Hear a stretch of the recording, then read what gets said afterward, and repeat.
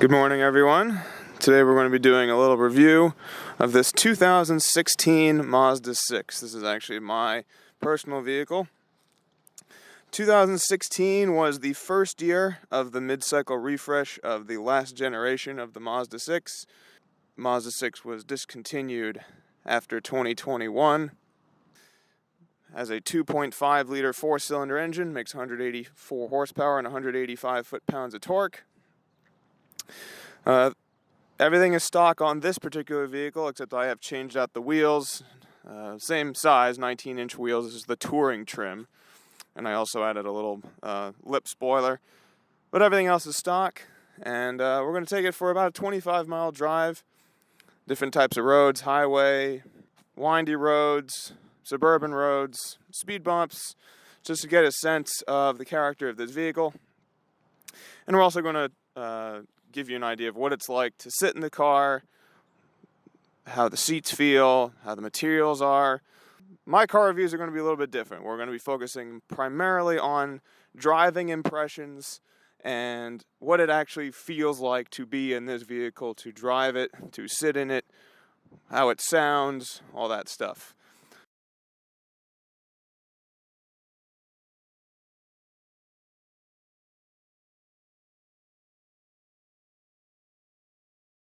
Here we are on the back seat of the Mazda 6. I have positioned the front seat for myself. I'm about 6 feet, 6'1", and it is fairly comfortable back here. You have leather seats for the touring trim, nice padded material on the top of the doors, nice padded armrests, and you have rear ventilation, so that's quite nice. Behind myself, I have approximately 2 inches of legroom. However, I put my seat all the way down, so the bottom of the seat is brushing against the front of my shins, so there's not a lot of foot room when you have the front seat all the way down. Headroom is mixed. My head is slightly brushing the top of the roof right back here. If you sit back a little bit, my head clears the roof, although then my legroom goes down to about half an inch. Fairly comfortable. There's not a lot of bolstering to the back of the seat, and the thigh support, the seat is a little bit flatter than I would like. It does probably supports about half of my legs, but not the full length of the cushion. Rear visibility in the 2016 Mazda 6 is not bad. The C-pillar is small to moderate in size, so just check your blind spots, make sure your mirrors are set properly. This car does have blind spot monitoring, so that is nice, especially on the highway. Let's go talk about the front seats. Here we are on the front seat of the 2016 Mazda 6. And Mazda, their corporate slogan for years was Zoom Zoom. They were known as being kind of the company with the sporty edge.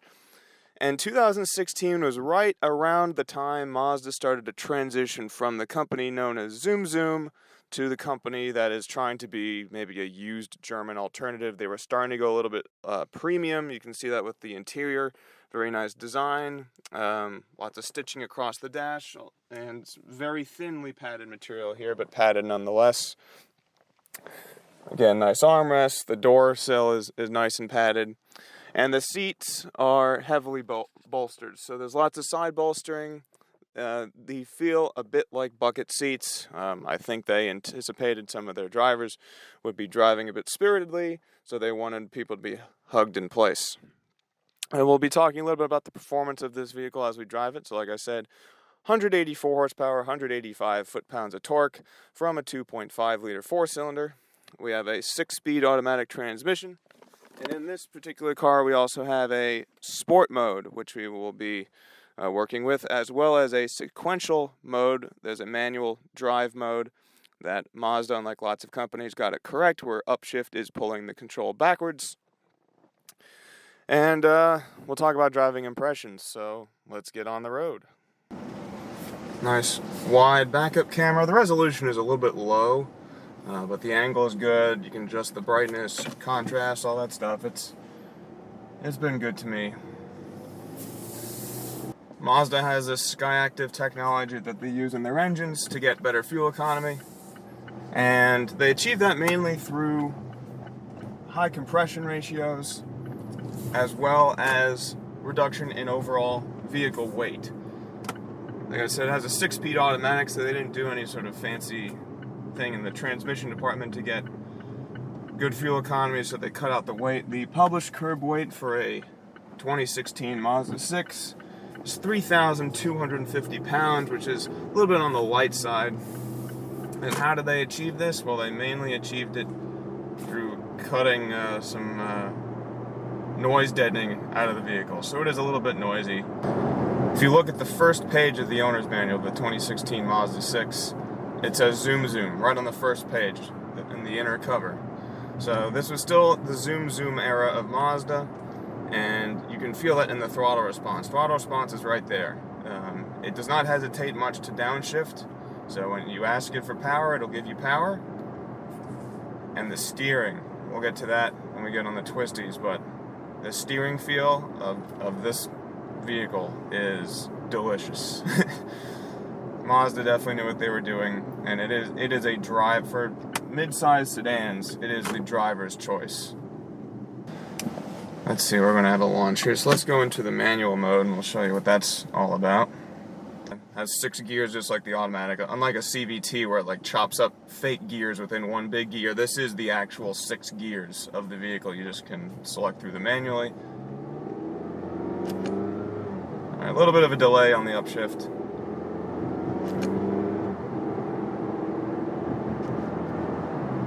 But once it shifts smoothly and crisply.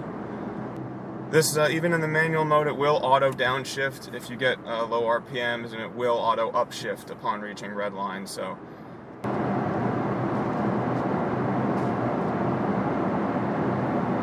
yeah, these seats are quite nice. The side bolsterings, definitely for the mid and lower back, are more aggressive than you'll find in most sedans.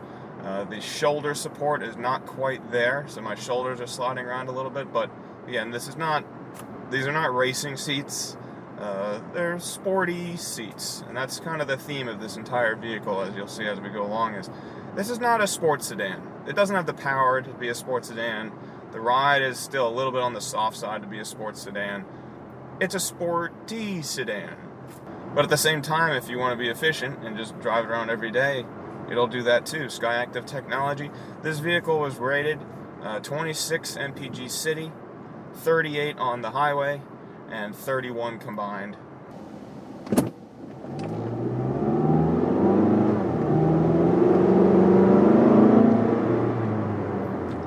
See, the engine revs happily. It's a nice sounding engine. Of course, when you push into it, you hear it a lot. It lets you know it's there.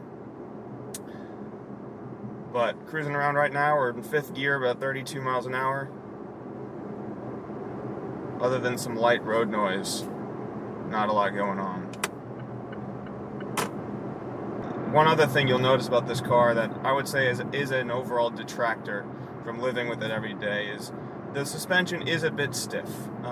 Combined with these 19-inch wheels, you know, Mazda needed to stiffen up the suspension a little bit to get better handling. And so going over bumps, imperfections, you'll feel all of that. It's not harsh. It doesn't hurt, but it is more noticeable than many other softer, more comfort-oriented sedans. Even here, 32 miles an hour, there's just this constant din of this kind of airy road noise sound. So if you're sensitive to that, it could be a bit annoying. Alright. We've now approached the twisties. Turned off traction control, we're going to put on sport mode. Basically holds the car in lower gears. Oh yeah, it hugs these turns so nice. These are kinds of roads that this car loves. These back roads, and the steering feel rewards it. There's a nice weight to it. It's a little bit heavier than most cars, so if you like a heavier steering weight, you're going to love driving this car. Going through the turn under power, very little understeer. Yeah, once you let off the throttle, there's a bit of understeer, just, you know, front engine, front wheel drive car, typical stuff. One thing I love about this car that you don't feel in a lot of vehicles is as the radius of the turn tightens, you feel more of that resistance in the wheel. It's fighting you back. You have to push through it. There's a lot of direct direct steering feel. You feel like you're one with the vehicle and it does exactly what you want. A lot of other cars, they'll have the grip to do what you want, but you're just not feeling it through the wheel like you do with this. I'll take it out of sport mode. Now, sport mode, it doesn't change the steering weight, it doesn't change the throttle response. Really, all it does is it keeps you in lower gears. So now this is a pretty bumpy road. You can hear older pavement, a lot of road noise, and we are feeling every single bump and crack in the road. Again, it's not harsh, it's not hurting my back, it's not reluctant to downshift for you, but sometimes if you don't quite push it in hard enough, it'll try to, it's not quite sure of what you want. If you push it in hard, it'll give you what you want. If you kind of go halfway, it's like, wait, are you sure? What do you want from here? I'll try a speed bump here. You know, it's rather firm. I went over about 15 miles an hour. This car has McPherson struts in the front suspension, multi-link independent rear suspension. You would never call this car cushy, or it's not an Avalon cushy Buick-y kind of a thing. It's definitely has a firmer edge to it, but it's designed to be an everyday car. This car does have variable ratio steering, so the slower you go, the steering weight gets a little bit lighter. If you have the wheel turned maybe a 30-degree or less angle, it's one steering ratio. It's you know, it's relatively responsive, a tiny bit dead in the center, but I mean it's not totally dead in the center. But as soon as you crack that 30-degree angle, the steering quickens up and the car will turn a lot faster. It's an interesting sensation. If you're not looking for it, you may not notice it, but if you know it's there, you'll definitely feel it. So the wheel, a little bit dead until right there, and the car turns a lot faster. So it gives it a much more lively feel once you go beyond that certain angle. On power through here. Very little understeer. If I go off throttle, yeah, some understeer. We're going to get some more right here. Oh, yeah, that was even some understeer on throttle. So we're going up the hill.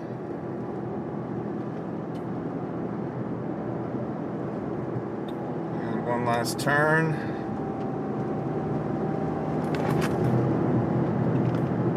You can feel those front tires trying to hang on. If you want a mid-size sedan for daily use, and you want to also have a little bit of fun with it, you will enjoy living with this vehicle.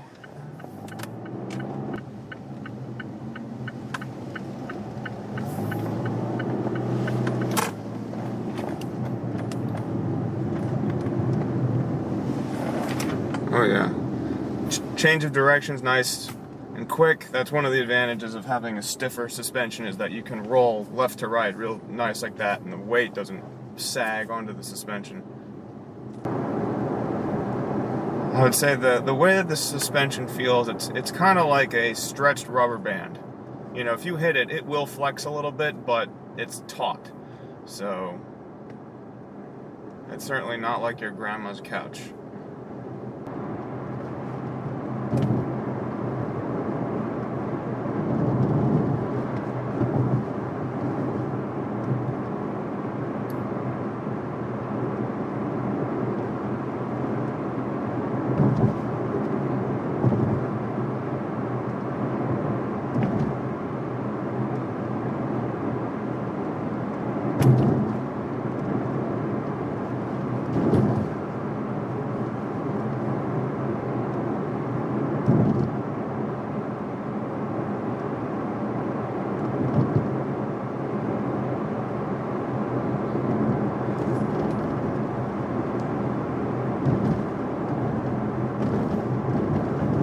Audi R8.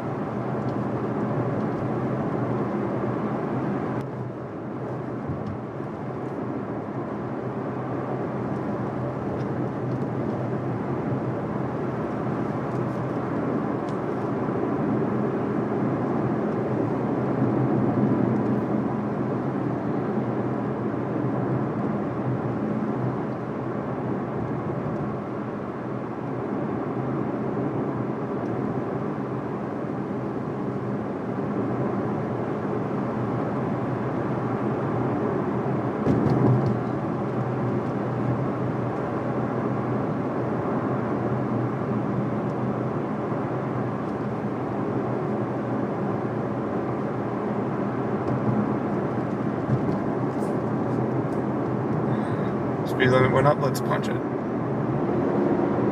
See, very fast throttle response right away.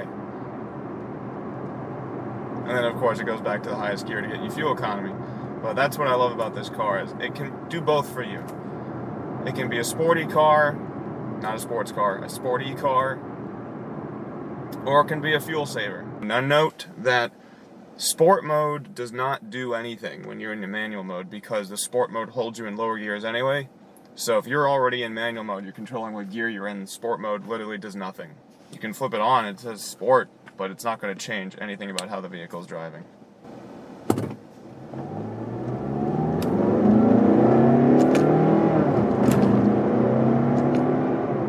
A little bit of torque steer. Like I said, there is a bit of a delay on the upshift when you're using the manual mode.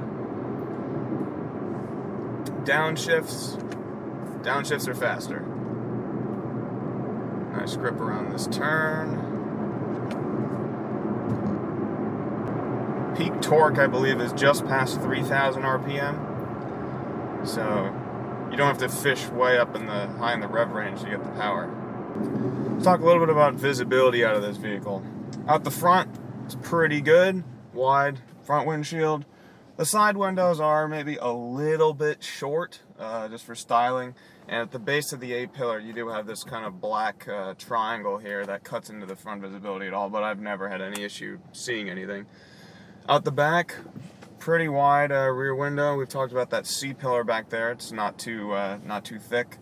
Side mirrors are relatively large. If you adjust them right, you can see everything, and combined with your rear view camera, blind spot monitoring, rear cross traffic alert that you get in the touring trim, I've had no visibility issues. Let's go into sport mode here. See how the merging is.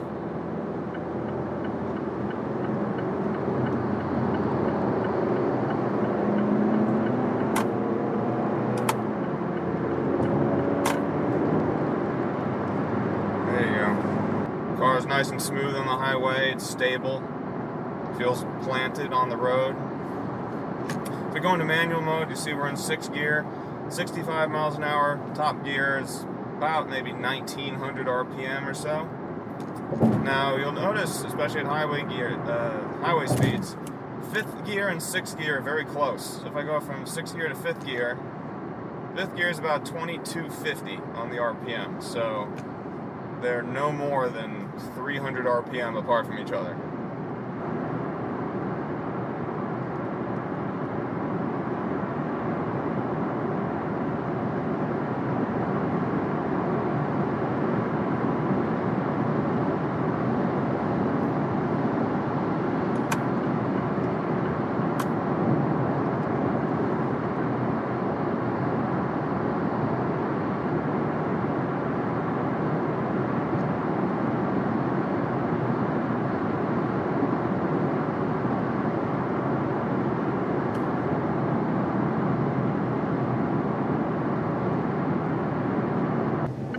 See how it does.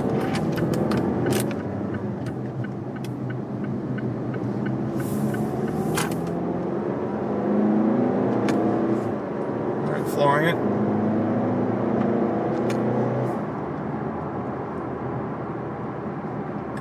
You know, 3,000 to 4,000 RPM, that's kind of where you feel the peak grunt of the engine. Once you get above 4,500 or so, it starts to drop off.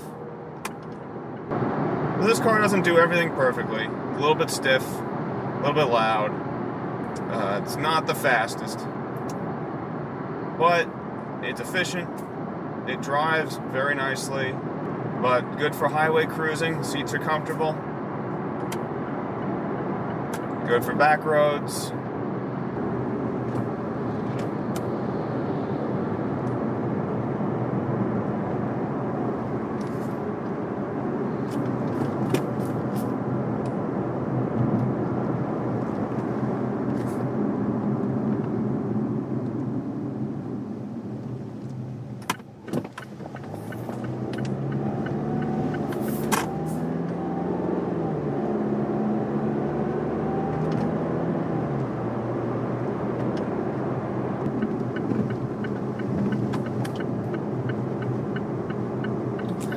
chucking it into a turn like that, it loves to do that.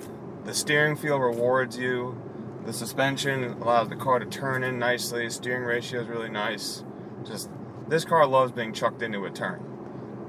You might annoy some people by doing it all the time, like my girlfriend gets.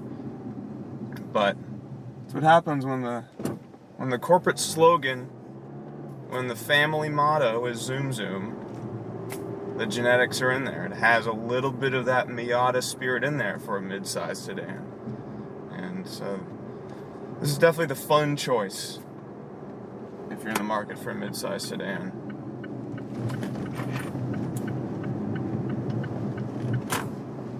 Now that the test drive is completed, let's give the 2016 Mazda 6 a Schwartz score. The Schwartz score is broken down into 12 categories with a total potential score of 100. Scores are given right after the test drive when impressions are still fresh. Exterior styling of the 2016 Mazda 6 is smart and crisp, with a nice balance of curvaceous lines and sharp angles. However, the big arch over the front wheels disappears down the middle of the car, and the side is rather dull. I felt the need to add different wheels and a lip spoiler to improve the overall styling. While definitely an eye-catcher among mid-size sedans, it earns a 5 out of 10.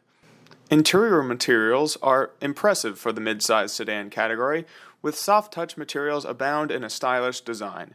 However, upon further inspection you will discover that many of the soft-touch materials on the dash are very thin, and there are still many plastics. It also gets a 5 out of 10. The front seats have abundant bolstering on the lower cushion and mid and lower back. There is also manual adjust lumbar support for the driver's seat, although no seat cushion angle adjustment in the touring trim. Shoulder support is a bit lacking, and bolstering may be too aggressive for those looking for more comfort-oriented seats. They get a 6 out of 10. The rear seats have much less bolstering than the front ones, and the seat cushion angle is a bit low to provide thigh support. Specifically, rear seat headroom will be adequate for anyone under 6 feet. Above that, your head will begin to brush the ceiling, especially when sitting up. Rear seat legroom is fairly adequate, even for me at 6 feet. However, when accommodating for headroom, that legroom disappears, and footroom is at a minimum with the front seat lowered all the way. Overall, while it isn't uncomfortable to be in the back, rear seat comfort earns a 4 out of 10. Road noise is omnipresent in the 2016 Mazda 6. While not deafening, it can be annoying if you want a quiet, relaxing drive. It gets a 2 out of 5 here. The engine makes itself known when above 3,000 RPM, but it doesn't produce an unpleasant sound and gets out of the way when the revs are below 2,000 RPM. 3 out of 5 for engine noise. In terms of acceleration, where a 0 to 60 time below 3 seconds is a 10 and above 9.5 seconds is a 1, the Mazda 6 with its 7.5 seconds 0 to 60 earns a 4 out of 10. The drivetrain is relatively responsive, with smooth and quick shifts from the 6-speed automatic. In the manual mode, upshifts have a longer delay than the downshifts, and the auto up and downshifting robs pure engagement with the transmission. In addition, while the car is happy to downshift when stomping into the throttle, medium inputs can sometimes confuse the transmission between a gear for power or one for fuel efficiency. 3 out of 5 for drivetrain. Handling is one of the strong suits of the Mazda 6. It turns in quick, and their variable steering ratio allows for responsiveness at all speeds. There is some moderate understeer when pushing it, even with traction control off. It isn't a sports car, but it gets 6 out of 10. Mazda knew what they were doing when they were programming the steering feel. It is on the heavier side and gives lots of feedback, especially when keeping the car planted in a tight turn. The steering feel might just be my favorite thing about this vehicle. The only thing that brings it back is the artificial feeling of the ratio changing at slower speeds. 7 out of 10 here. Ride quality is one of the biggest drawbacks of this vehicle for potential buyers. Like mentioned in the drive, the suspension is taut like a stretched rubber band. Larger bumps are not pleasant. The car doesn't crash over potholes and it won't break your teeth, but it is not a luxurious ride. 4 out of 10. The 2016 Mazda 6 has fairly good outward visibility. Blind spots aren't obtrusive, although some could be smaller. In conjunction with properly set mirrors and the advanced safety features in the touring trim, it gets a 3 out of 5. This brings the Schwartz score of the 2016 Mazda 6 Touring to a 52 out of 100. Lastly, the EPA rated the 2016 Mazda 6 with a 6-speed auto at 26 city, 38 highway. We got 32 miles per gallon on our test route, right in line with the rating.